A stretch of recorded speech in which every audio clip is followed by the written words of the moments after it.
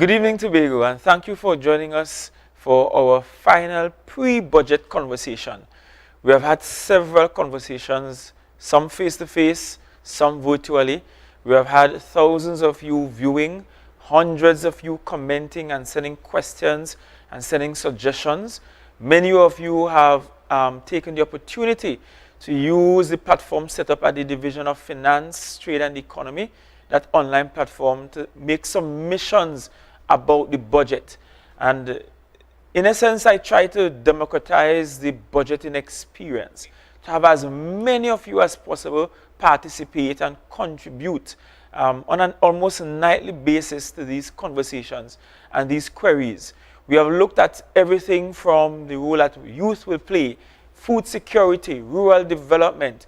We have had the women come in and speak to women issues and budgeting. We have looked at childcare. We have looked at education. In fact, our session on education was the most viewed of them all to date. And this evening, we have our final pre-budget conversation, but certainly not our final conversation, because when the budget is presented on Thursday, post the budget, we will have continued conversation as we try to rebuild the economy of Tobago and make this island viable. Our final evening, we are discussing autonomy and the economy. What role does the autonomy play in terms of the development of the Tobago economy? And I'm hoping that by the end of this session, you will understand how sometimes we are just hamstring, just by virtue of the absence of the kinds of autonomies that we require in order to build out and develop this place we love called Tobago. This evening, we have three gentlemen with us. One I know you definitely know. The other two, I view them as new and upcoming voices and faces in the conversation about Tobago's autonomy. And it's critical that we bring new voices and faces to the conversation simply because I know some of you might be experiencing some face fatigue. You're tired to see the same face over and over again, saying the same things over and over again, and it will appear as if no one is listening to them on the matter of autonomy. And so we're hoping in this new dispensation, this new push for greater autonomy, that I can empower some new voices and some new faces to join the discourse on autonomy. And more so, I want to empower younger people to join the discourse. Even if you don't share my views on autonomy, even if you have a different idea as to how we can achieve this thing, I want to welcome you in the conversation. And we must have those conversations and agitations until such time as we get the autonomy we desire. But what role does autonomy play in our economic fortunes? And this evening, we have perhaps Tobago's most famed economist to date. And he needs no introduction. He's a Shallaville man, kind of like me. And he is Dr. Vanos James. Next to Dr. James, we have another Shallaville man, but he's in the creative sector. And we did have a session for the creatives. Auntie Annette and all of them come out and we spoke about what we require to do for the orange economy. But we have a songbird, a chanter, a guy who does his thing on the microphone. And he's from Shallaville as well. We just call him Desi Allen. So Desi, welcome. And then finally we have another young man. He too, I see, is part of the creatives. He does gospel songs. And he has been lending his voice to the social media space on autonomy issues. He's from out of Mason Hall. They might say I'm biased tonight because Dr. James from Shallaville, but living Mason Hall area. And I have another Mason Hall man here. So it's basically Shallaville and Mason Hall in the house tonight. But so be it. We have Mr. Nicholas Brathwaite tonight joining us. So four of us here in this conversation. And over the next hour to an hour and a half thereabout, we will spend some time conversating about the dichotomy that is autonomy and the economy.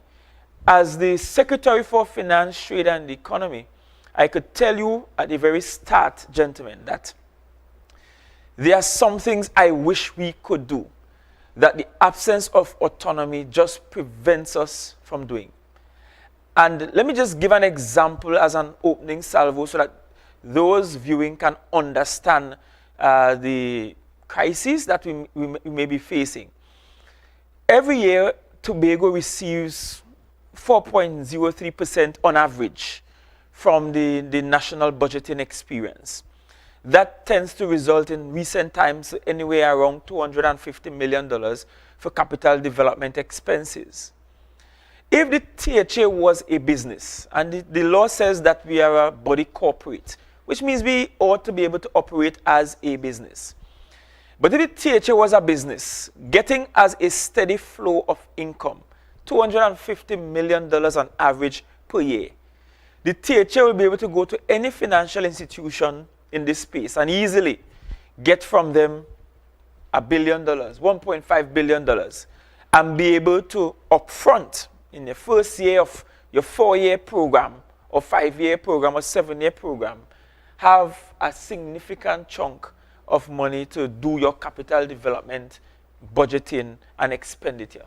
But guess what? Even with $250 million more or less guaranteed by virtue of the DRC, and I must say thank you, Dr. James and Hochoy and others who were pivotal in that experience.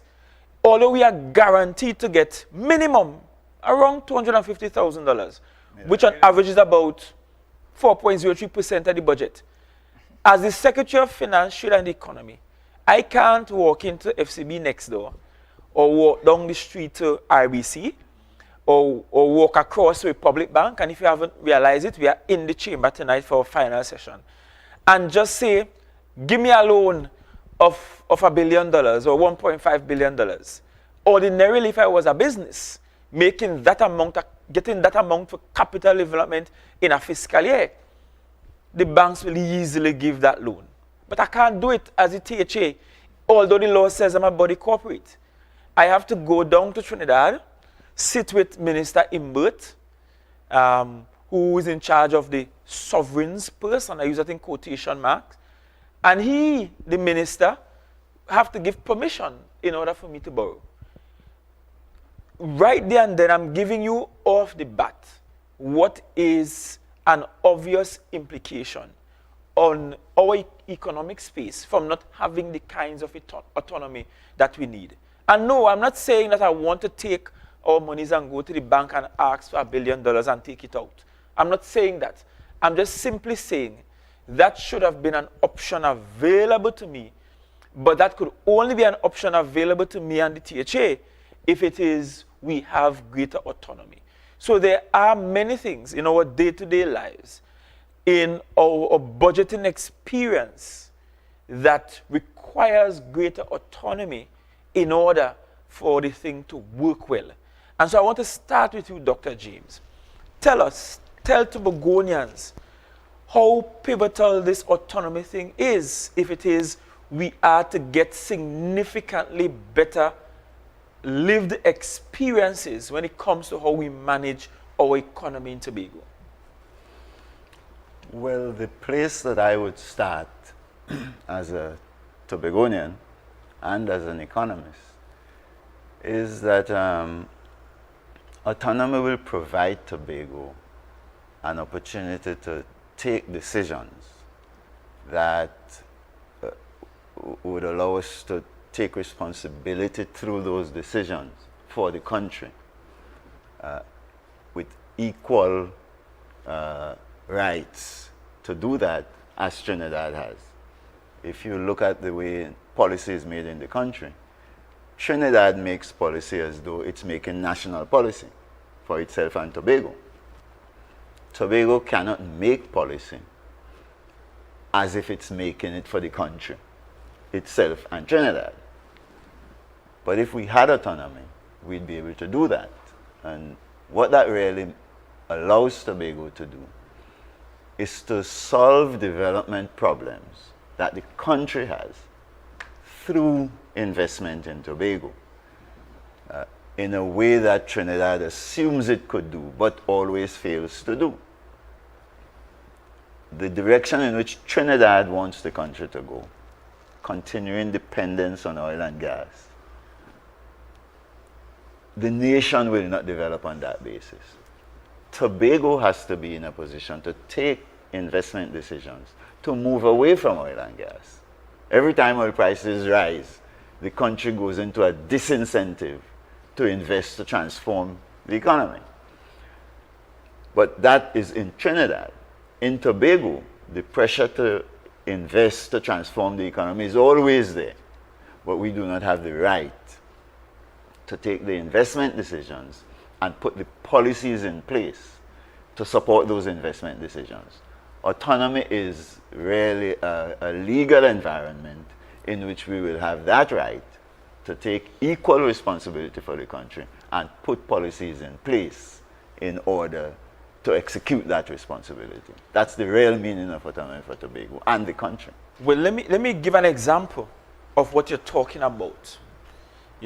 Tobago being able to help the country. And I hope you understand that Dr. James is not just saying giving Tobago greater autonomy is important just for the Tobago economy, just for our microeconomy on this 116 square miles and all our acreage of water. No, it's beyond that. The entire country can be positively impacted by Tobago getting this autonomy. And if you're watching from Trinidad, you have to understand that when we scream into the top of our lungs, we want autonomy, it's not because we hate Trinidad or we want to diss Trinidad, but in essence, we want to help you because we realize your government structure down there failing you, and we could potentially help you. How we help you in terms of practical examples? Look at tourism. Our economy is service-driven. And you will know, Dr. James, for any service-driven economy to do well, you need movement of people. Movement of people in and out, movement of people internally. For service economies to move well. Just look at Tobago. Our airport got reopened some 3 months plus after Trinidad's airport to international flights. Middle of January.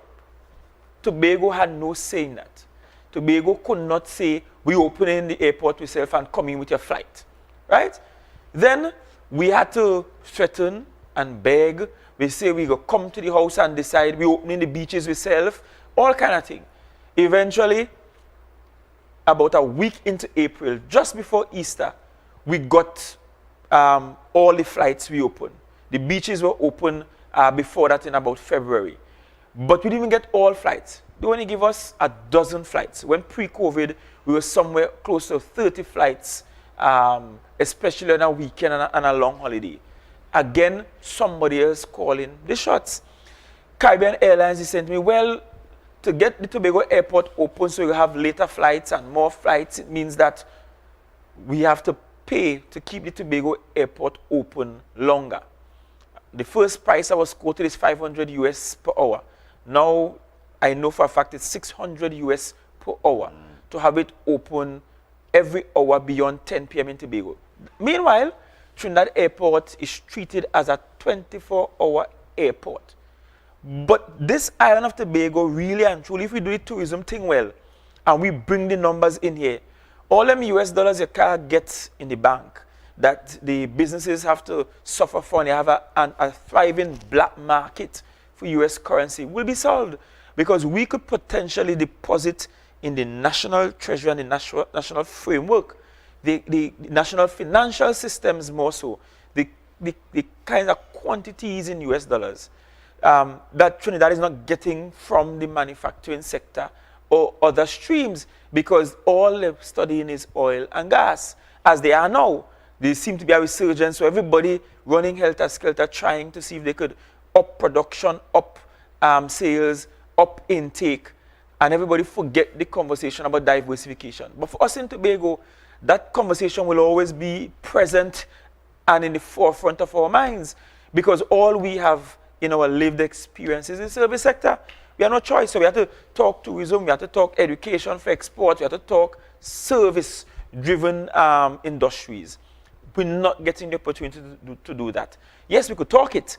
Yes, we could put some plans in place, but the kind of real adventurous policy framework that we need to implement, we've been hamstrung.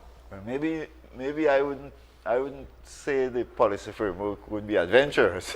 It would be scientific. Well, when I say adventurous, I mean beyond what the ordinary understands. and beyond what Trinidad understands. Exactly. So, of course, it has to be data-driven, science-driven scientific policies. policies. And that's what Trinidad doesn't know, the science of Tobago or the country in a way that allows us to diversify the economy. So if Tobago has equal rights to make national policy and make it without asking the parliament in Trinidad if to do it or not, then the sound scientific policies you're talking about, we could put in place. And that is what is going to make the nation rich outside of oil and gas and escape the trap of energy prices. Right now, energy prices, $100 and something a barrel. Correct. $5 something gas. When you face that kind of inflow of foreign currency, you have no interest in diversification. The behavior of the energy sector is a constant disincentive for Trinidad and Tobago to diversify. But as you're pointing out, the Tobago economy is such that it could only develop by diversifying the national economy. And that is the trick to autonomy, really. We have to sell autonomy to the country in a different way to the way Robinson and Murray did. Your generation has to be more clever than Robinson and Murray to sell autonomy as a national project, as something that benefits Trinidad and Tobago, and as something that the nation needs to do if we're going to be able to diversify the economy. So when you sell it that way, it doesn't sound as though you're talking about secession or something in Tobago's interests alone. But you've got to be able to frame those issues in a way that you could take to Port of Spain and say, let me put you sit down in a classroom and explain to you what autonomy really means for Trinidad and Tobago. It's a governance arrangement for the country that democratizes the nation, democratizes government. Democratic government for Trinidad and Tobago means, in part, autonomy for Tobago. And it means changes in the governance arrangements inside Tobago that Tobago will want to put in place, even if Trinidad can't put them in place down there. If you look at the way government is set up in Trinidad, it really is a cabinet monarchy. It is. Tobago needs a democratic government, not a monarchical system. It needs a system in which there's structured arrangements for the people to be able to participate in making policy and in guiding the executive council as to what we, the people, want done. Trinidad can't set that up because of race. But Tobago could set that up and be an example to the country. And if you don't have autonomy, you will not be able to set it up in Tobago. And if you can't set that up, you can't develop Tobago. And I want to bring you in here, Nicholas, because we spoke about oil and gas and where that is going. One of Trinidad's fears is giving us greater autonomy means that they are giving up an almost dictatorial, and Dr. James called it a monarchical arrangement over resources that are found within the Tobago space. There is a fear of that, the kind of democratization that Dr. James speaks about, because that means that you are empowering a group of people away from the center. And of course, should that happen, Dr. James, you expect other zones and districts across the country to start saying, but wait now, we could do this thing too. And it will lead to a whole political revolution across the entire country. A democratic one, of course, which we need to develop as a nation. But as a young Tobagonian who is looking on in this space, employed by the THA, working here, living here, Mason Hall man, how do you feel about the absence of control or the lack of management rights that the people of Tobago have over the resources in its own space as an island. How do you feel about that? And what do you think should be some of our first steps towards treating with that? Well, quite frankly, I have to say, Chief, I am not excited by the upcoming budget. Although I expect and I anticipate that you are going to put forward a very beautiful and exciting budget, because of the absence of autonomy in Tobago, many of us are not excited by the budget, because you mentioned that you still now have to, this is just going down to Trinidad and asking them for a certain amount of money, which we are not sure that we will get. Now, when we're talking about autonomy, I am saying that we have to be careful that we don't end up in a political quagmire, because there are persons who would say, but autonomy was already handed to Tobago on a silver platter. The question is, what is autonomy? Autonomy for you might be different to me and to Desi and to Dr. James. I am saying that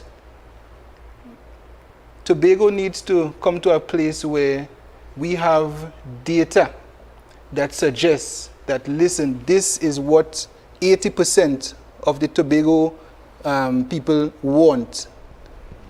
And I'm asking the question, how do we get to a stage where we could say, you see this proposal in terms of autonomy? Because I'm saying we have at least 3 different proposals on the table. We have the current Tobago Island Government Bill, we have federalism, and we have confederalism. I'm saying the three of them are not for any one administration or for any one person to say, well, this is what Tobago should get. I'm saying, how do we engage Tobagonians and gather the data to some degree to say, well, 80% of Tobagonians actually agree that the Tobago Island Government Bill is what we actually want. And it is up to your administration to say, now listen, the people have spoken.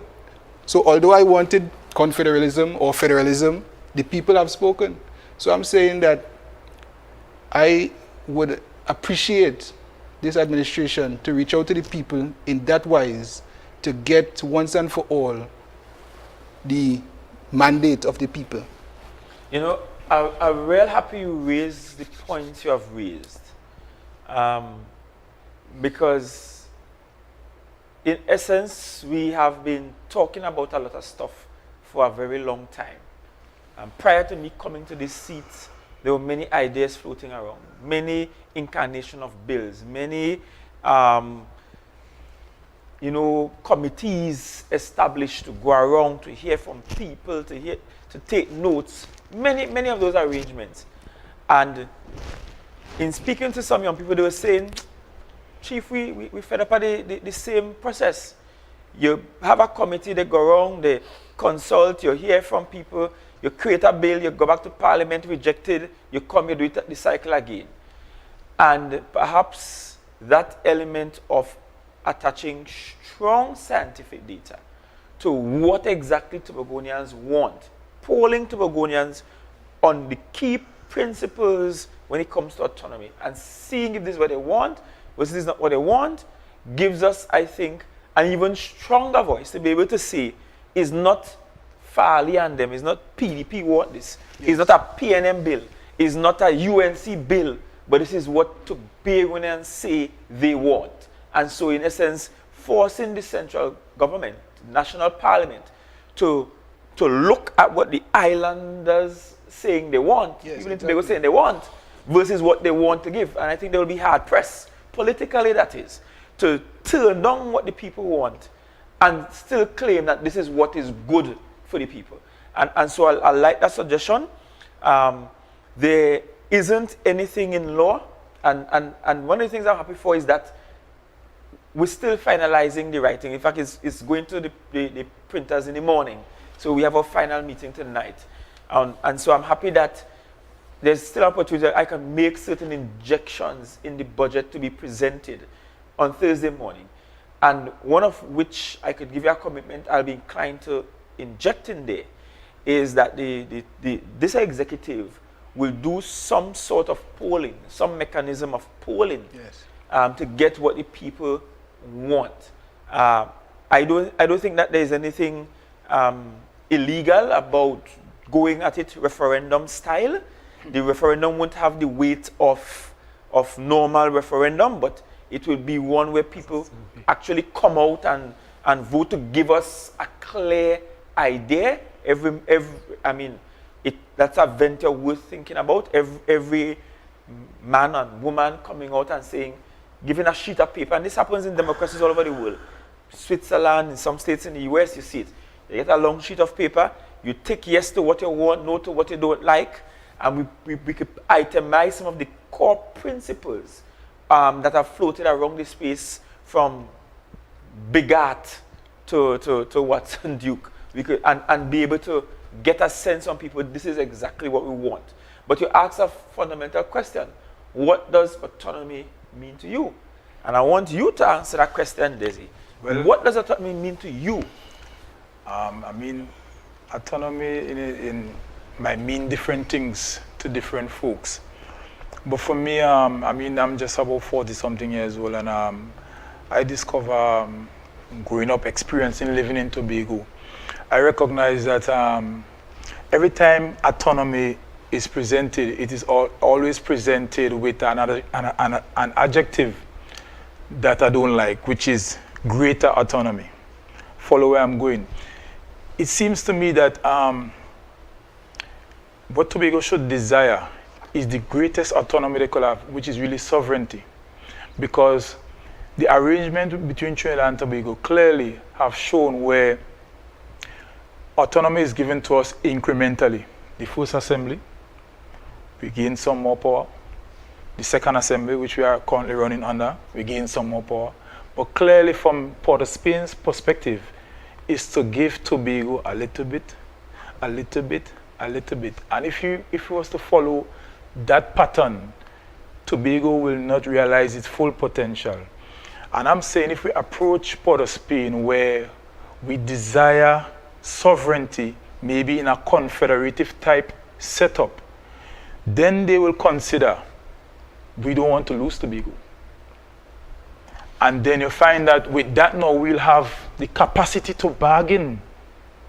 Because we were just speaking about oil and gas in the water, and we know for sure that nobody in Trinidad wants to really diversify, because oil is carbon, we call it fossil fuel, is in high demand still, right? And I'm saying with that bargaining point, knowing that Tobago has this and has that, it means that we'll be able to even aim, saying, okay, we are aiming for sovereignty, but you know what? We'll be able to get greater autonomy along the way, because Trinidad will recognize, if things ain't go so well for Tobago, Tobago could, as the old people say, take a Georgie bundle. I'm not saying that we ought to secede, but I'm saying we should approach it like that, where we will be seen now as a big boy in the thing now, not being subordinate to Trinidad, where we just take a little, but we are now equal partners now coming to the table. That is my view of the autonomy approach. Well, certainly that's also the Watsonian approach. And he has said it before, you approach the negotiation table with the extremist position, the most extreme position, and negotiate from that place, as opposed to trying to pitch what you really want and hope that they will give it one time. So it's a case of what strategy is best to get Port of Spain to move. I mean, it truly breaks my heart that we have to depend on people in another place to give us what is inherently a human right. And is a concept, Dr. James, that I struggle to cope with. That as a human being, the world has said through United Nations that I have an inalienable right to self-determination, to determine how I am governed, who governs me, what is the structure of my government. I have that as a right, as a human being. And yet, as a human being living in 2022, hundreds of years removed from the last World War, well, a little over 100 years removed from the last World War, that I still have to beg somebody else in another place to give me that right to self-determination. And more so, it's happening in a post-colonial society, a society that experienced the traumas and the horrors of the enslavement of one group of people and the indentureship of another. And I see the whole nonsensical argument about name and who name what and all kind of foolishness. When in reality is, as a society, having experienced such a disadvantage, where we were refused the right to self-determination and had to fight for it intellectually, had to prove ourselves over and over again, had to send up Dr. Williams and a crew up there to try to get this thing and wrestle this thing. In 2022, we still have in our nation a group of people, ourselves, having to to feel as though we have to just beg for this thing, beg a little harder, plead a little more, come up with a creative strategy to get this thing. And it's something that I wrestle with every single day of my political life. Why should I have to beg so hard for people in another place to give me what is inalienably my own right? Well, you don't have to beg. And in general, ever since 1949 and after, with the Charter of Rights, the International Charter of Human Rights, every island, every group of people, ethnic groups and all of these kinds of things, have had this right to self-determination. And so Tobago can secede from Trinidad and Tobago if it wants, just like Trinidad can secede from Trinidad and Tobago if it wants to. None of the two islands is bound to be within the nation state of Trinidad and Tobago.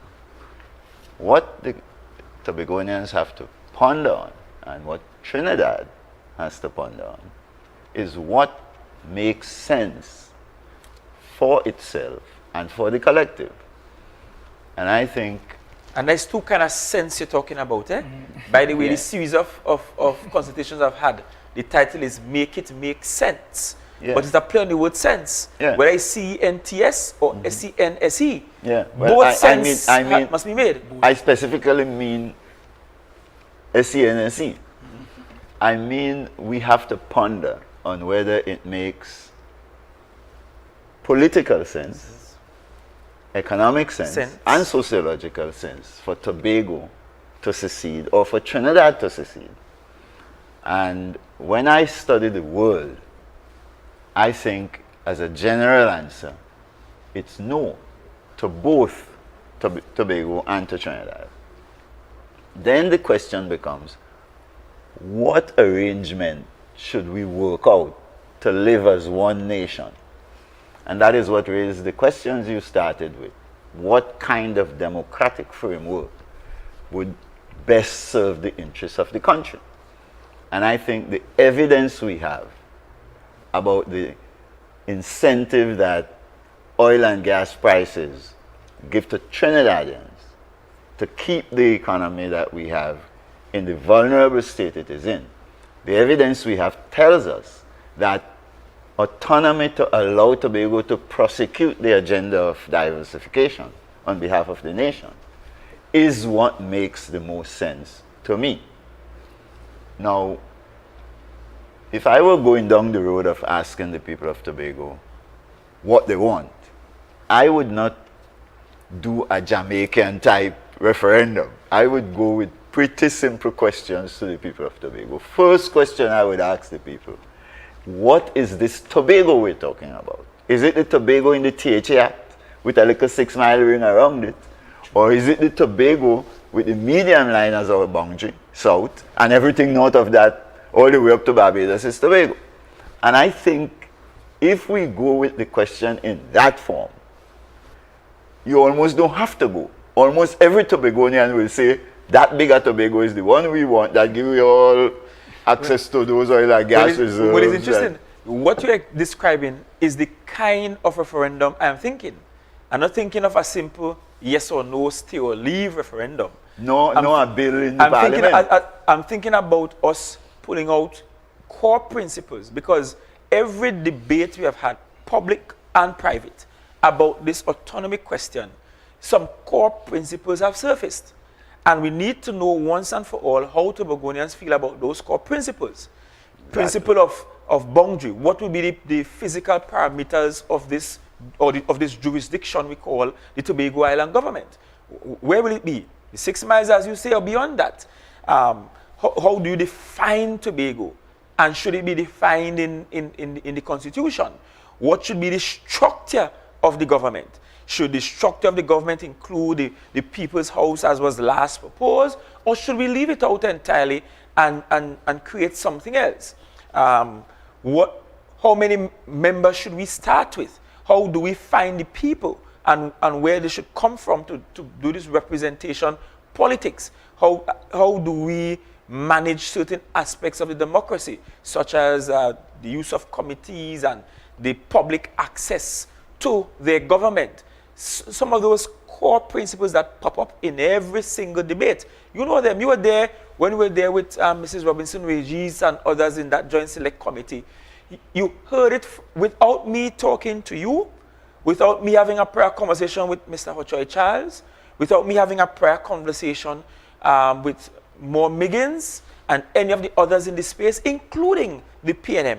At that first hearing, we all practically said the same things about some of the principles. Of course, the PNM later backpedaled from some of those positions, and we understand why, the politics of the thing. But I think we need to pull out those core principles, put them somewhere in a sheet of paper, and ask the Tobagonians in some sort of questionnaire, referendum, massive type census, how do you feel about these items? What do you feel about those items? And have statistically to say X percentage won this, we're going with that. And of course, democratization of even that will mean, Dr. James, that there may be some things I would like to see that I may not get. The people may say, I disagree, I want something else. And I will be duty bound to stick with what the majority wants, and hopefully later on as we evolve in our governance structure, they may come to the vision that I might personally have. But, and I think that will also force Tobagonians to be unified in what we're saying. Because if we have a survey, Dr. James, and 90% say they want X, it will be hard pressed for a vocal Tobagonian to come out and now say, I want something different to what 95% say. Don't go with that. But I may point out that the issue of the boundary is a simple issue. Mm-hmm. The issue of boundary suited to Tobago is one issue. A boundary Trinidadians would agree to is a different issue. So, from a Tobago perspective, and bearing in mind our right to self-determination, there is a way to get to a set of proposals that would work for the country without having to use a chain of referendums.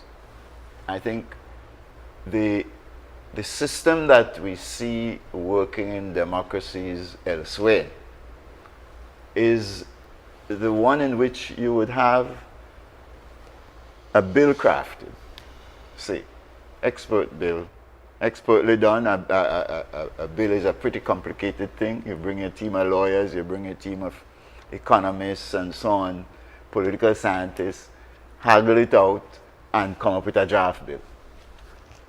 And then you treat it like any other project.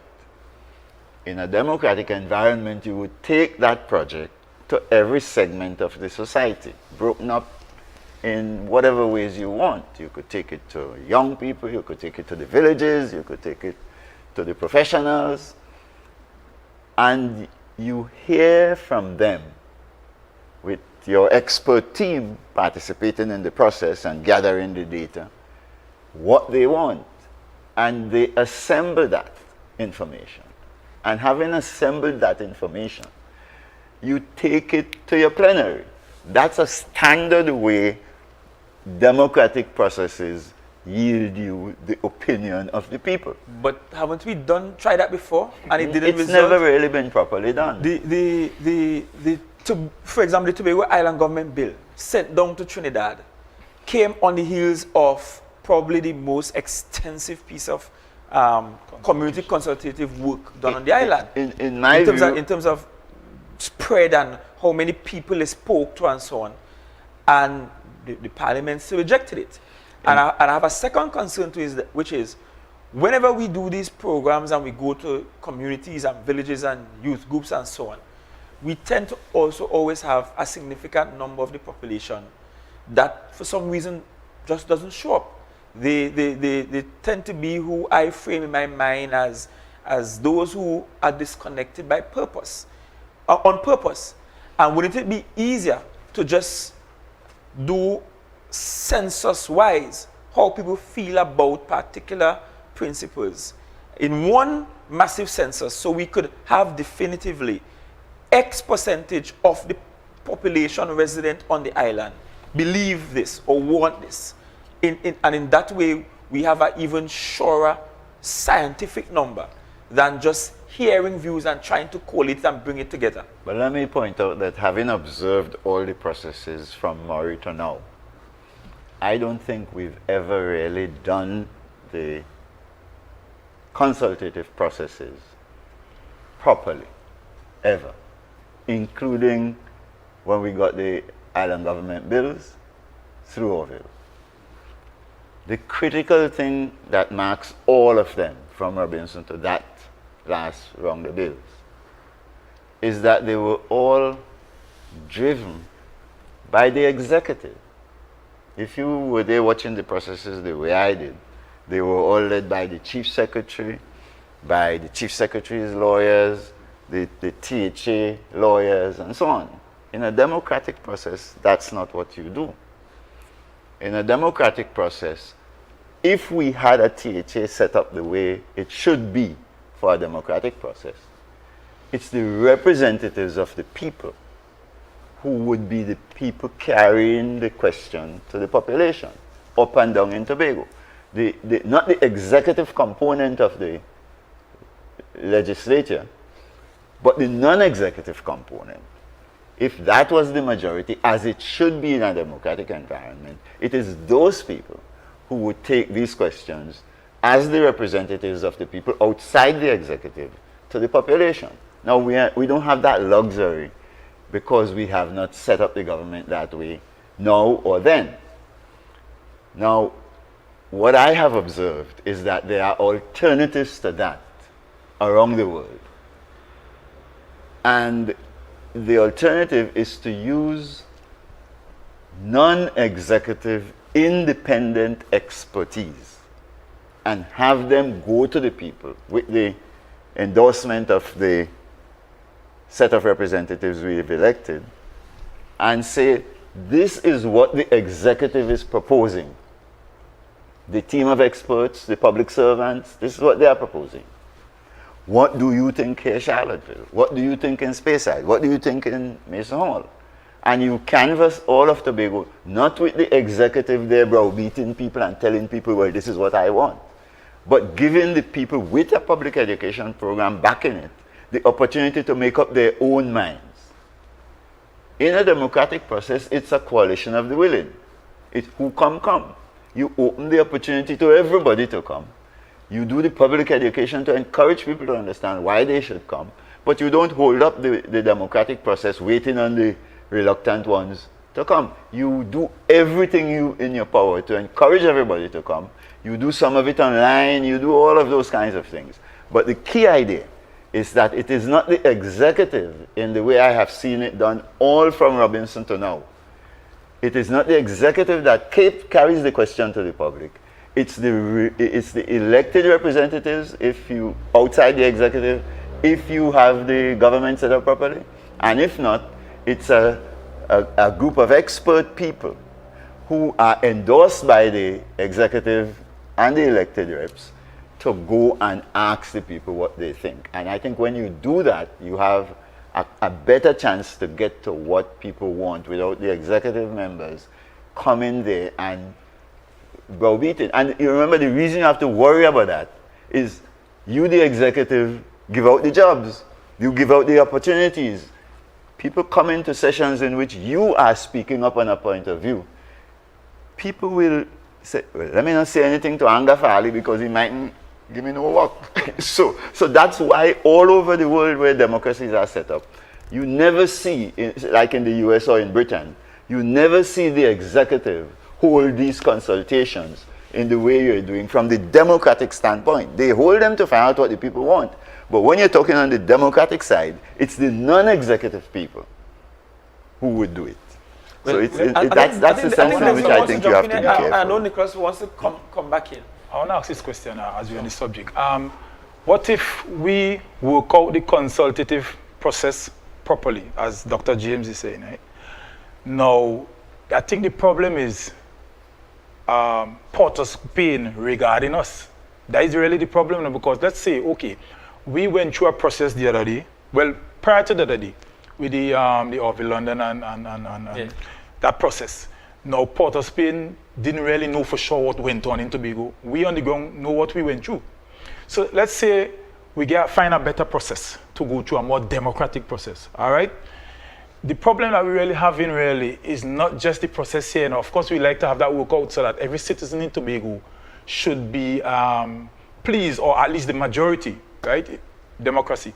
But the issue that we really have in, or that we will continue to encounter, is how Port of Spain regard us and our decisions. And you see, that for me, Desi, is part of my fear with what Dr. James is proposing. Not that I have an issue with doing the consultative process the way he's proposing we do. In fact, that's what should happen in a democracy. Right. Of course, having a small population size will challenge that, because you will be hard-pressed to find many independent, so-called independent voices that are not aligned one way or the other, and haven't aligned one way or the other with either team.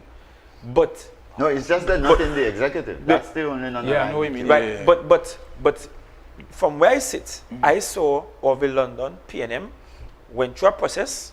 So I will not believe that his party in Trinidad did not understand the processes he used. Definitely. After he did that process and sent the bill to Parliament, I will always go back to Dr. Rowley presenting that bill in Parliament to go before the Joint Select Committee.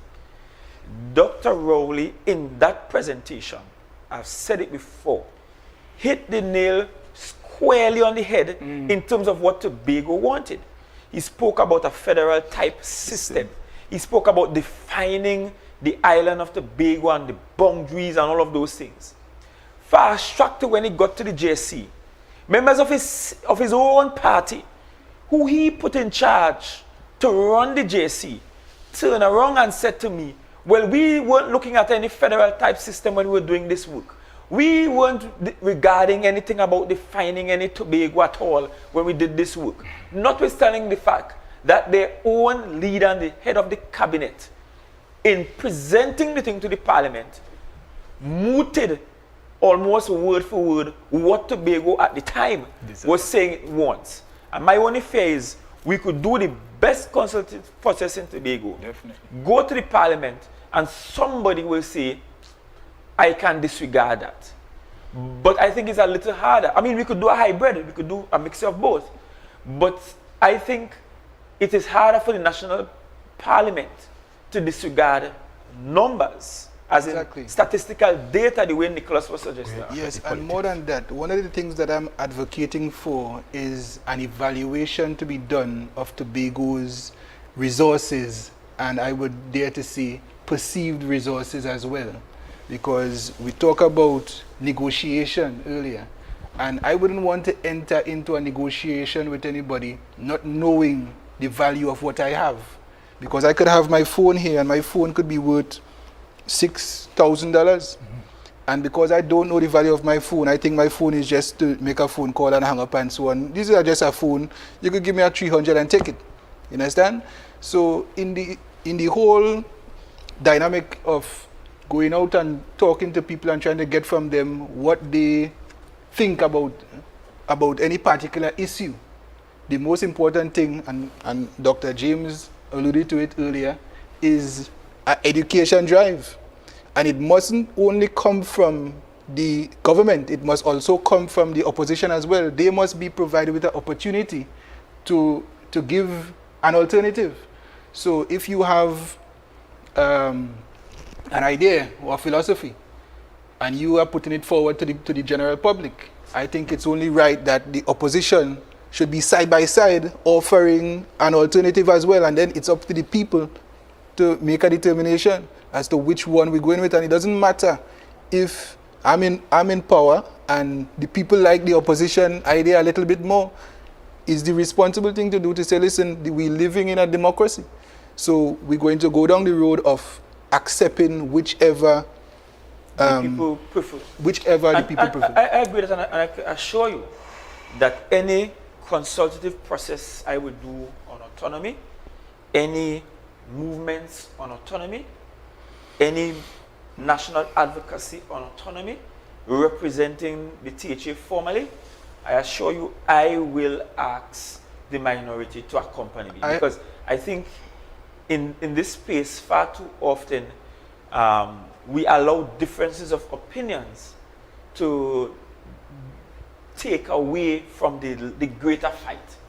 I am certain when we were preparing and advocating for independence in 1962, granted Tobago wasn't really considered in that conversation up in the House of Lords, but I am certain that Williams and Capeldio and those guys did not all see eye to eye and agree on every iota of day-to-day politics in the Trinidad space.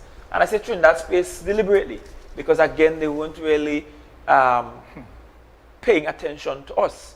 I am sure Butler didn't agree with everything Eric Williams was doing and saying, but it did not stop a united front from making the ask, making the request, from saying this is what we want. And again, no society is ever homogeneous in terms of thoughts and beliefs. None. Even if we are 100% the same ethnicity, same race, same religion, we will never be 100% homogeneous on ideas and opinions. And that I think should never ever stop us from collectively advocating strongly for the autonomy that we want. May I draw your attention though to two things that helps this conversation along.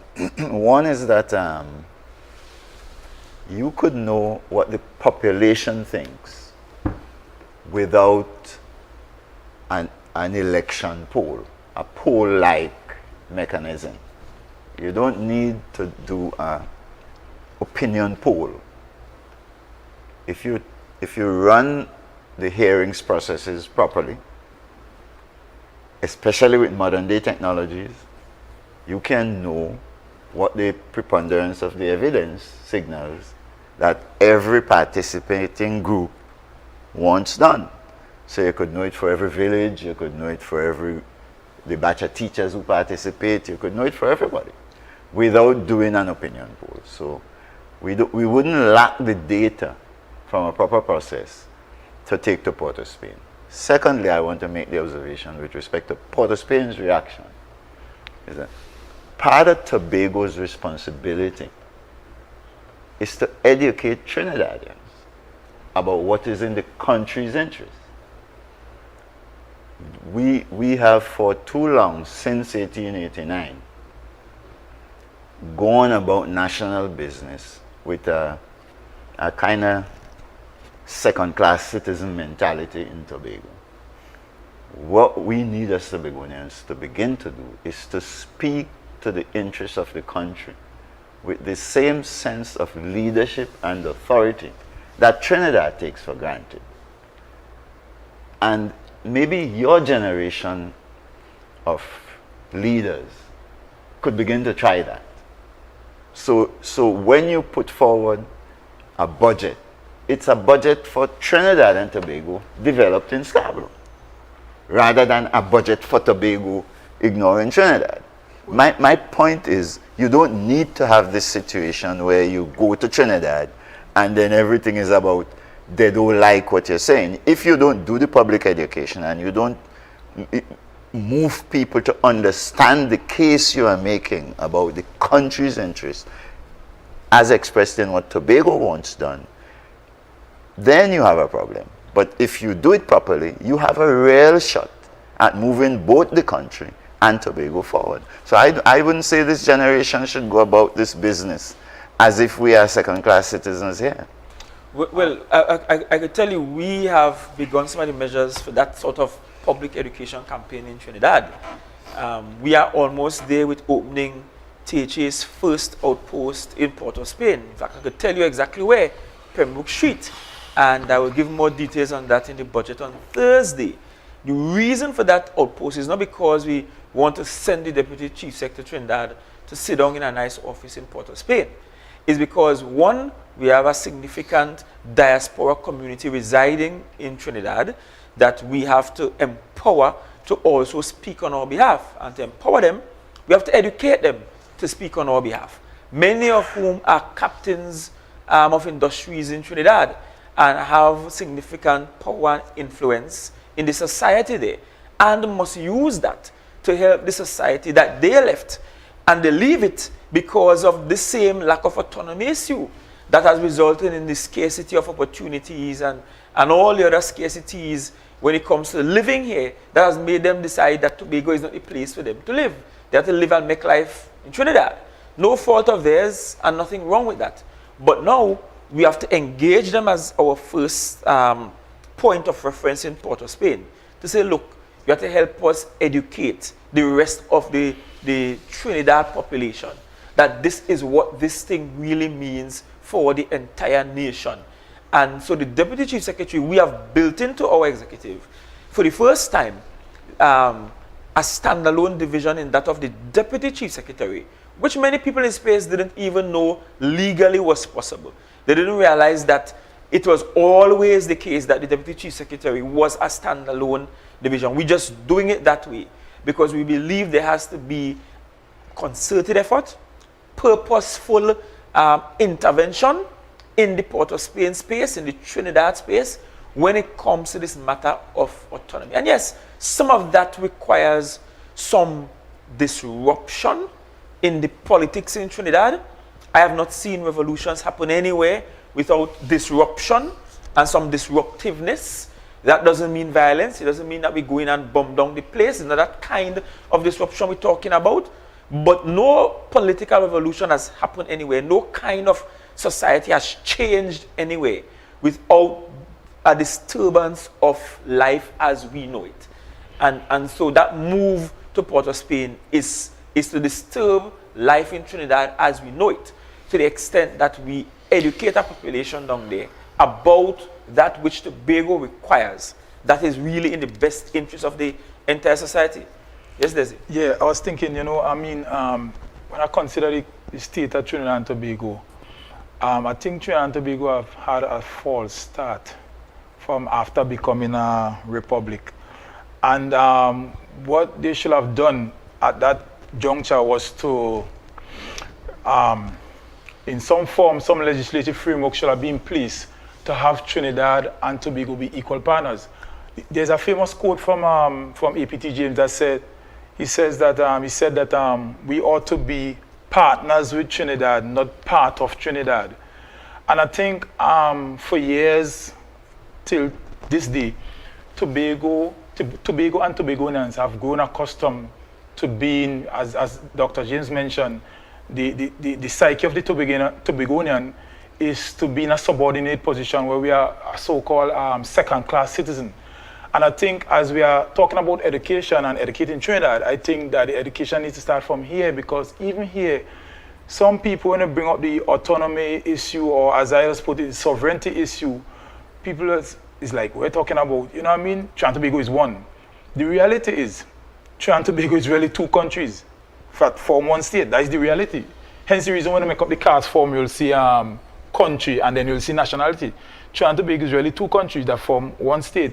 Well, I'll reverse it because as someone who taught in social sciences, And there's a difference between a nation and a country. And a so country. it's really two nations making up one state. One country, one Right. state. So what I'm saying is that the education push should start from right here in Tobago, starting from the history, starting from the annexation in 1889, and let Tobagoans get a sense of understanding the struggle from Bigard to APT James, come right up, as I say, right up to Mr. Duke. So, but you have to let Trinidadians also, I think that point in the same process here, in the same Trinidadians have process. to also understand that and what that has meant for us. Truth. And I'm saying to now, the objective should be, this is the ideal now, I ain't saying we'll get that. The objective should be for us to be partners. And that is one of the reasons why I love the confederation idea. Everybody might not like it, because it will be a sovereign Trinidad, a sovereign Tobago, forming an alliance, right? And Tobago govern Tobago, Trinidad govern Trinidad, and they will have committees set up for things that we conquer on, you know what I mean? Whether we share national security or, you know, share the same dollar, well, freedom of travel between both. That is just my, as I was usually tell Nicholas, this is my dream for Tobago then. But as long as we are in this situation where we are psychologically seen as subordinate to Trinidad, and not just psychological alone, but in the constitution, we are actually subordinate to Trinidad. As long as we are in that, we'll continue to fight and fight and fight and even get the best consultation around Tobago. And still, when we take it to Trinidad, it is just... Well, the challenge with confederation is that you more or less need Trinidad to also agree to confederation. But within the Commonwealth, we have examples where one half of a country more or less has a state government. You look at St. Kitts and Nevis. There is no St. Kitts state government separate and apart from the national government. But they still refer to themselves as a federation, with Nevis having some significant autonomy in the whole process. So we have to just wait. We also have to ask ourselves, Nicholas, and I'm coming to you on this, the question of time. How much longer are you prepared to wait? That you think Tobagonians are prepared to wait to get this? Do we want it now? As in we want it within a year? Is all of this possible within a year? Does it require a little longer build-out? Should we be a bit more patient in getting what we need? The question is time, because I just glanced the comments coming in from the public, and one of the things they're asking about is time. How long will it take to do the kind of consultation we want? Versus polling, versus, I don't know, some other political action. Yes, so that is why I propose that we don't go about trying to reinvent the wheel and trying to go about doing the consultations that were already done. What we need to do is to get the figure as to how many people in Tobago agree with whatsoever policy that is on the table. My brother here mentioned confederalism. Some people are talking federalism, and some people are happy with the Tobago Island Government Bill. I am not here to say... some people want secession. Some well, people, a few. Yes, some people want secession. A few from what I know. Yes, so all should be on the table. None shouldn't be taken off because I don't like that, so I am the chief secretary, so no, or I am the prime minister, so that shouldn't be on the table. All should be on the table, and at the end of the day, the people should choose. So I'm saying that we are at the junction now where we, the Tobagonian folk, can make a choice. I'm prepared to make a choice. I hope that we can make a choice in this year before October. October is very significant to me because that is the national budget. Start of the new fiscal year. Mm-hmm. Yeah, so you're going to go back now to... No, normally what happens is that after the October budget, the THA goes into a retreat and decides, well, how we allocate. How we going to allocate the funding that we just received. I'm saying at that time, people should have the opportunity to say, well, this is what I think is the priority project for Tobago. I think that a commercial port is most important rather than another football field or something like that. So well, you're talking to something additional now about actual use of resources, yeah. outside of the autonomy. But the point he's making requires some reflection, because he's right to say that we need to know what the people want. Correct. The question is, The strategy how to do you get to know what the people want? And my point Same point. earlier made was, you don't, first of all, if you run a Jamaican style referendum or a opinion poll, I could tell you as a trained statistician, you're not likely to get anything that constitutes sensible answers to the package you are interested in. What is done in democratic processes is you take the budget or whatever documentation you want to deal with, you take the bill, the autonomy bill, to the public with a public education program. A big part of the public education program is the discussion that goes on. So you bring, let me just illustrate it in a simple way. You put this particular type of committee together that is appropriate for the legislative framework we have in Tobago, since we have not set up a government to do it properly. But you set up the appropriate committee and you go to Charlottesville. And you get the village councils and the community organizations, the churches, and everything to rally people to come out to participate. When we went with our development plan, the whole village came. Okay.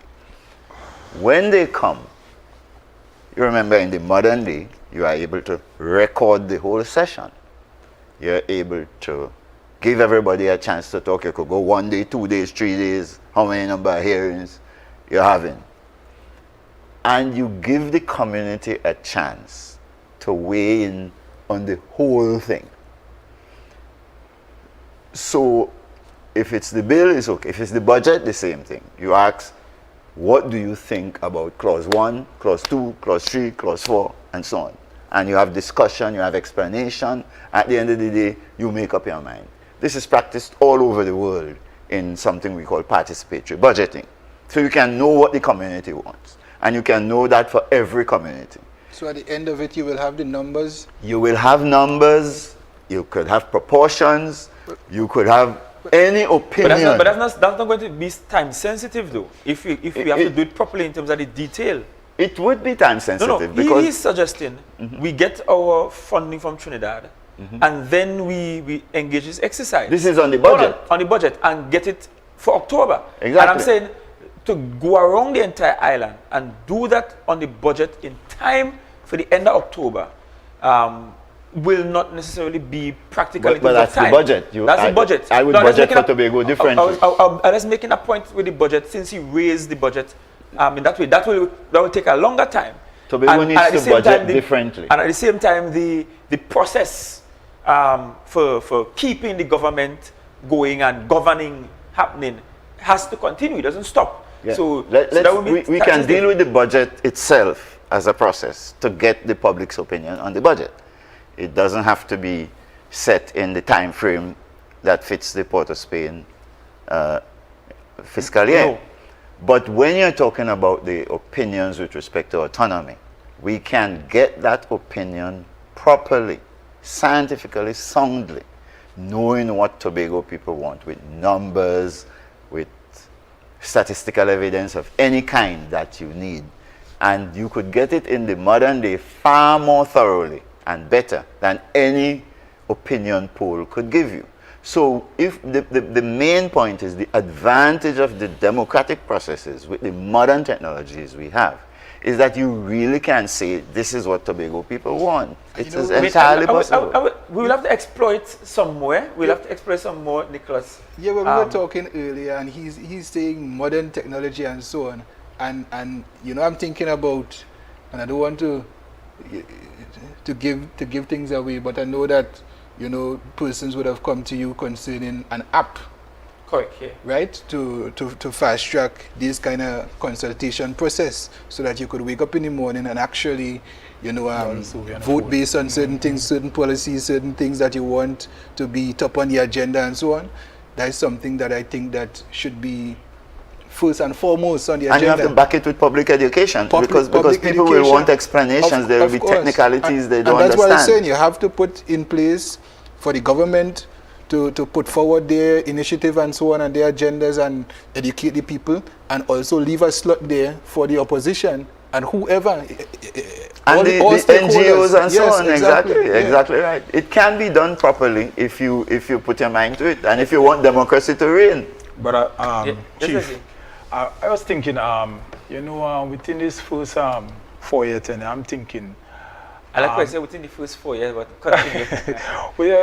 I'm optimistic. Anyway, within this first 4 years, I'm thinking we need to go on a educational kind of drive where Tobagoans are so informed as to our real position. Because if we were to do consultations now, some people will make decisions based on propaganda that was given to them before, or false or misinformation. So I'm saying now, what we should do first is educate the public about Tobago's true position. Like, for example, Nick was saying that we need to know the kind of figures that we contribute to the national treasury, right? I remember importing a Lancer some years back. And when the check was done in the bank, the address was to Port of Spain. It was to the Comptroller of Customs and Excise in Port of Spain. The point I'm drawing is that there are a lot of monies that are generated from Tobagonians, but are consolidated in Port of Spain, if you understand what I'm saying. So in the minds of some Tobagonians, we say, we have a saying in local parlance, Tobago don't generate nothing, we don't contribute nothing, we can't, you know what I mean? It's like we have no work then, economically. So I'm saying is that this type of information need to be, first you have to do the research to see, well, okay, all right, this is what we contribute to the National Treasury. And then when we get the data, then we disperse the data, inform. So at the end, close to the 4 years, we say, okay, here I'm now. We get all the information, we did all the education and so on. Now people can make an informed decision as to what we want in regards to self-determination. Well, I could tell you, and I'm giving away one thing from the budget on Thursday, is that the plan of the executive is to ask Dr. James, who is here, to lead a team to do that sort of extensive research and strategic planning for the island. The last comprehensive economic development plan the island had, that expired many years ago. Okay. I have also heard the grave misinformation, and when it's coming from the highest levels of governance in the country, you have to be concerned, right? And you have to understand that that is also purposeful, because it's more than just an economic question that people are giving the wrong answers to. It's about purposefully miseducating a population to then in turn control the psyche of a people. And I want you to understand that. So when a prime minister will say, oh, let's only make 200 million, that is all others contribute. And people, even Tobagonians in this space, run away with that and say, well, we don't really contribute much. We're just waiting on Trinidad to give we a little something. And then Trinidadians saying it and people here echoing it. And people saying it in a room and Tobagonians standing up and saying, hey, and applauding. You understand the kind of psychological damage that is being done from that kind of information, which is very purposeful in so doing. And it's one of the reasons that one of the first things I did when I engage information division, in fact, they produce a proposal that we're reviewing now. I said to them, information division cannot be our propaganda machinery. Information division can't be as if we're living in North Korea. And the only thing you're showing is Farley alone. Yes, you could show Farley and what Farley is doing, which is fine. But if you notice now on information division page, they're showing a lot what other Tobagonians are doing. They're showing what other secretaries are doing, other divisions. They're highlighting NGOs and CBOs and initiatives from the community and so on. To the point where some people have said, come to me and said, but Farley, You ain't talking enough. You ain't coming on screen enough. No, information division cannot be about propagating propaganda. It has to be about informing and educating the public. And that has to be our version of PBS, public broadcasting station in the US, or service in the US. They do everything from Sesame Street. They do debates. They do hearings. They bring leaders and captains of industry to talk to people. They do infomercials. They do documentaries. They do all kind of things. Because it is understood that no society could be properly developed without there being a proper strategy to educate the public the way you're talking, Nicholas. And I'm happy you raised it. Because you know it. Desi knows it. Dr. James knows it. I know it. But there are several Tobagonians who don't know what we, in fact, contribute to the national purse. And Dr. James actually did some scientific research on that since Mr. London's time. What that figure and that question, the answer to that question is today, we will have to do some updated research and inquiry, which is not hard to do. I would like to finalize a point between Desi and Nick. Nicholas. About the people's opinion. Not the link from what you're saying there. After you get the data from all of these things we're talking about, going around to the communities and so on, rather than a simple opinion poll, after you get it, if you're really running a democratic process, you know what you do with it? You're not worried about Trinidad, you know? You take the data and you bring it to these 15 elected people that you put sit down here. And you say, this is what the people at Tobago say. Yes. 80% of them say this. But we elected you to take all that information and go sit down there and make a decision. That will bring the opposition in, because they're in the House, in the proportions the people at Tobago put them there. And they get to weigh in and engage in a debate. And they all get to take a majority vote as is required in the plenary. And said, when you do that, all over the world, that means the people of Tobago say. If you're taking this to go to Trinidad, it is when we pass it here, after all these hearings and consultations and opinion polls and so on, we bring it here, and they decide, and then they take that, package it, and carry it to Port of Spain and say, this is what the people at Tobago say. If we did that democratic process properly, Port of Spain would be fanning the flames of secession to continually ignore what we say, if you do it properly. Agreed. The fact is, we have never been doing it properly. And therefore, we never have had the opportunity to go to Port of Spain with the legitimacy to say, here is what Tobagonians want. So them could say in Trinidad, Tobago don't know what they want. But when you put it properly, put it together properly, with all the systems in place, Tobago will be able to say, this is what we want. And I wanted to close that point, because you're onto something when you say you want to know what people say. And that same thing could be done with the budget. If you do the budget process in a way that gives time for the Secretary of Finance to bring the data to the public and say, tell me what you think. It could be done on any issue regarding Any issue. Yeah, so but there's something that I wanted to touch on before we leave. Yeah. It is the fact that we have a level of autonomy now, and we aren't even able to actualize it in its fullest potential. Because when I look at the items under the 5th schedule, right, I see so many things that we can't even say, but wait, we have control over this, but let me take control of it. Because one thing I would agree with the Prime Minister on is that when you're in governance, it takes cash to care. So if you want to actually take the port, for instance, or take the airport, take control and management of the airport and the port, it means now that you have to be able to facilitate the financial arrangement that comes with that. So I like your going I on. am saying, I am I asking, like the way you're going. no, I'm asking a question, right? Because we have the dispute resolution committee in place, right? So I'm saying, if it is that the current administration said, listen, all these things that fall under the fifth schedule, we would like to take control of them, please, according to law, right?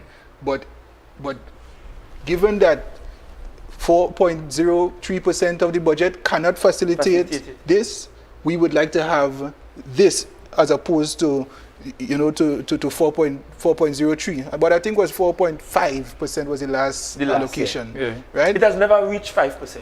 Yeah, 4.5. So I'm saying that, oh, can we take that matter to the dispute resolution committee, and can it hold water? Because we're saying that this is actually under the fifth schedule, but we don't manage it because we cannot fund it. But seeing that we are a unitary state and whatever, can we have the money to manage that? Yes, we can go back to the DRC. The DRC, there is no time limit. There is no limit on the number of times a DRC can be triggered. A DRC can be triggered to update and upgrade what happened from 2001 to now. And yes, we could do it on that basis. I could tell you, I had cause recently to say to the executive, with that same matter with the airport, I said, listen, we can't want greater autonomy and don't want greater responsibility. If they say airport is ours, I am of the opinion we find the money and pay to get the airport open the longer hours. The airport management should be under the THA as per the law. I've even gone further. You see all of those companies and state agencies listed in the 7th schedule that the law says supposed to be providing their services in Tobago. Yes. Right? I've engaged lawyers to send them pre-action protocol letter. Because I'm saying the law says come and do it here, you come and do it here. Because I have that same opinion that you have. If the law gives us certain measures of autonomy now, we better be using them up as part of our argument that we need more. It's like giving your child $100 to go to school on a Monday morning. The child returns on Thursday with the same $100 and saying, Daddy, that money not enough. But you have not used anything from the $100 that you were given. How do you make an argument that is not enough when you have not been utilizing some of the facilities in the law? So yes, we have to do the consultations, the polling, and all of those things. We have to agitate for the autonomy that we really want, the greatest autonomy you're saying we should start with. Agitate for that. But simultaneously, there are things right there in the THA Act that we have not even touched on. You talk about sending your check to the control of accounts and so on. Are you aware the THA Act requires that all taxes for economic activity in Tobago be paid in Tobago? But still, every one of those companies, right now we're sitting in the middle of a set of them. FCB on one hand, RBC there, Unitrust there, Republic right there. Every single one of those companies, Courts on the next side, every one of them could tell you how much money each branch making. They could tell how much a Tobago branch is making. So there are really no excuses why companies still aren't paying their taxes for Tobago, in Tobago, and or when it's paid, it's collected on our behalf and sent. To be honest, Mr. Charles and I don't always see eye to eye, and we just butt head plenty, right? Is my friend, we just butt head plenty. But one of the things he started doing before being kicked out of office was to make an arrangement where you could pay your taxes essentially wherever, but the forms and so on for paying of taxes require the disaggregation of the remittances. So you could tell whether you're paying for your branch in Tobago versus if you're paying for your branch in Trinidad, and it be channeled back to Tobago, that which is for Tobago. And that's just one of the many areas that the law gives some measure of autonomy on that we just have not found a solution for, we have not enacted for one reason or the other. But yes, I agree with you wholeheartedly that we have to push to use up all of which we now have some authority for, while we simultaneously push for more. I'm not saying it's one or the other. We have to learn that we could do 2 and 3 things simultaneously. And to do that, it means that the executive not doing all of it, as Dr. James pointed out. Because if the executive had to do all of it, it will not all get done. Naturally. Can I help you out with two important points? Sure. I think we're getting close to some sort of reasonable consensus here. The first is that if I were you, Autonomy would be a development project for Tobago, put forward by the Office of the Deputy Chief Secretary, but it would be a project. I feel the people in my budget, but go ahead. $35 million to it. These are the returns we expect from it. It's going to come in the form of budgetary allocations. It's going to come in the form of impact, and so on. Done properly. You've not had time in this dispensation yet to do anything like that properly, but it should be done project-wise, properly designed in the development planning framework and all of that sort of stuff. Well, let me assure you that that is, in fact, the direction we're heading in. Okay, good. In fact, and that will be announced on Thursday, and where we are with that as a project. The process of budgeting needs to be put in place properly, and that's the second point I want to make, that in addition to Autonomy being a project, budgeting itself, to use up the resources, the opportunities that are built into the law, you've got to budget structurally properly, meaning we need to have the framework that we are selling to Trinidad and Tobago. This is the development plan, this is the macroeconomic framework, this is the medium-term policy framework, and so on, in the context of which we're going to spend. And you build that framework with the help of the divisions, each division having a share of the work to do, properly explained and properly built out as projects. Now, if you did that, every one of the areas you have under the 5th schedule would come in one form or another, whether it's agriculture or infrastructure or whatever. Projects will be considered for all of them within the framework of any serious development planning effort. So for you to get what you want, you need the Secretary of Finance to put a proper budgeting process in place that would allow the divisions to play the role and the public to do the things you're talking about, where the public also gets to weigh in and say, we've seen what the divisions are proposing, this is what we think. When you give the Chief Secretary and the Secretary of Finance budgeting of that type, the opportunity to consider every one of the items in the 5th schedule will exist. And Definitely. Only then would you be able to get the most out of the powers that are there. Definitely.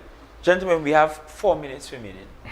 And I want some closing from you all, closing thoughts from you all. I'm going to start with, can I start with the junior most, I'm assuming, to the senior most?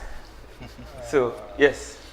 Yes, well, first of all, let me just say thank you for having me on the program. I was very surprised by the invitation, seeing that, you know, my views are very unbiased in terms of political agendas and so on. And you have criticized me sometimes. Yes, I have criticized which I have no you. problems with at all. Yes, so that's why I was very surprised, you know, having me. And that speaks to what democracy should look like.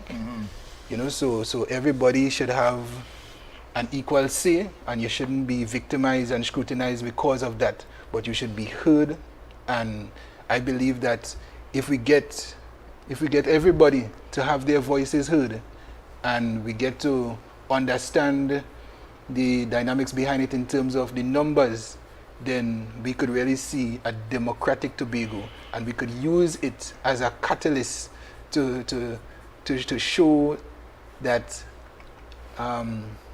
because I believe that if we get something like that off the ground, then other countries are going to adopt it, and that is going to be something that I, as a Tobagonian, am going to feel very proud of. Yeah. Certainly.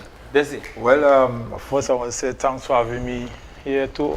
You know, I'll repeat the same thing that Nick said, because I know at times, even on Facebook, I will have some strong opinions, and you know, especially when you use the term greatest little island, I will say no, I prefer country than island. You know, it just came back to my mind. You know, so thanks for having me and thing. And I'm saying, being a Tobagonian, I'm saying I would like to see the day when Tobago can realize its true potential.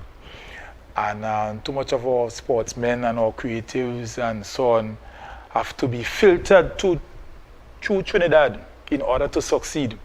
And things like that, you know, sometimes from time to time will break my heart. So I'm saying, going forward, I would like to see you and your administration go into waters that other politicians and other administrations in the past have never gone, right? And that is my desire for you and your leadership in this assembly.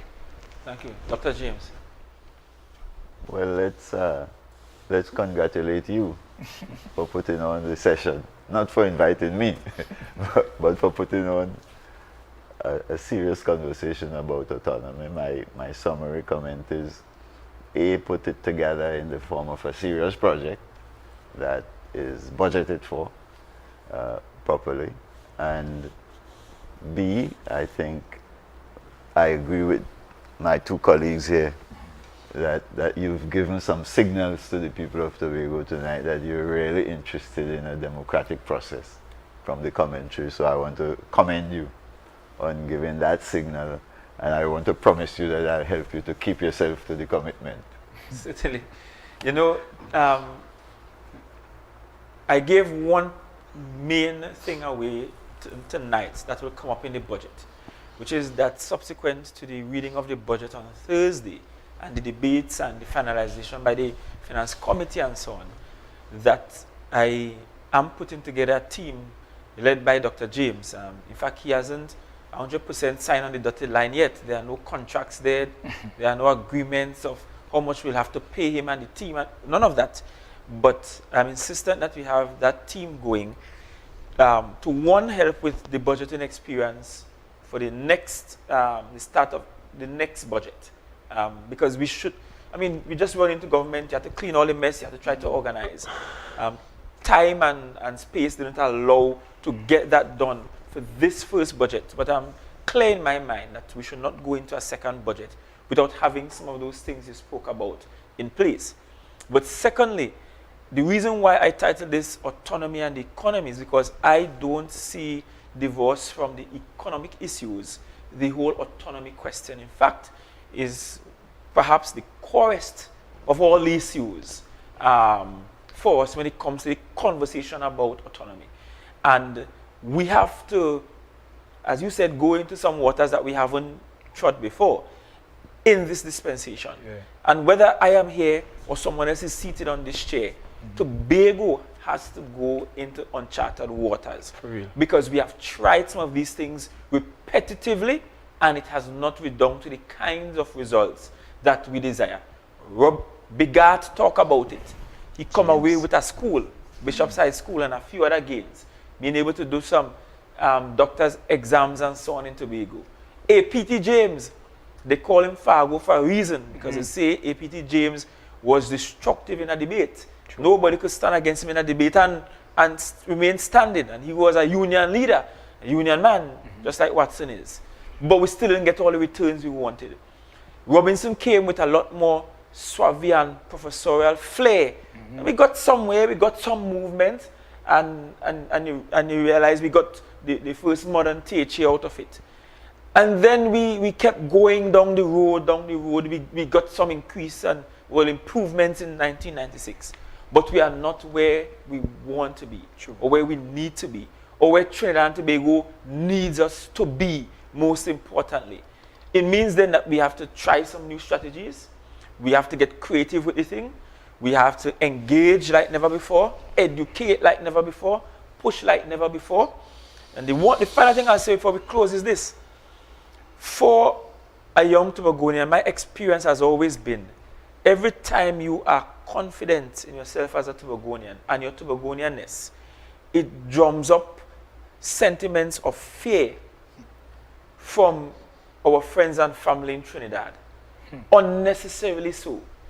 Because there is a lack of understanding that being pro-Tobagonian does not mean being anti-Trinidadian. Definitely. And that fear is out of that lack of education in the Trinidad space. True. So they subconsciously and unconsciously fear that confidence that Tobagonians tend to come with. And I could tell you, at this moment, it will appear to me as if there is a renaissance of confidence in one's Tobagonianness. And I don't always pat myself on the back, but I would like to believe that my ascendancy here is part of that reason, that new kind of boldness I am seeing from people. And that's why I've invited you two to this space. I don't always get the chance to listen to everything you say, or watch everything you do. True. But from the little I've seen, I think I want to commend you all for being part of the conversation. Because I started by saying, I need some new voices and some new faces. The executive cannot simultaneously do all of this work itself. It will not work out. But if it is, we get more of you in the space doing it, helping us, we can potentially get nearer to that Tobago ideal, that Tobago dream that we want. So I want to thank you all very much for attending. Thanks to all of you who have been watching live. In fact, this was broadcasted on Facebook through at least 5 different pages. It was broadcast live every time on Tobago Channel 5. It was broadcast live on Tobago Updates, on Gael down in Trinidad, on METV down in Trinidad, and some other station in Trinidad, I can't remember the name now. But it was widely broadcasted.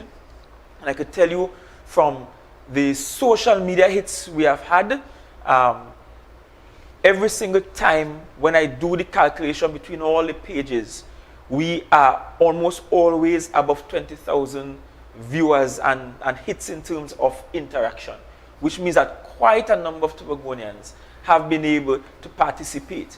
I want to extend thank yous to those who are part of the face-to-face consultations, because we had some face-to-face engagements, like with the business community, the contractors.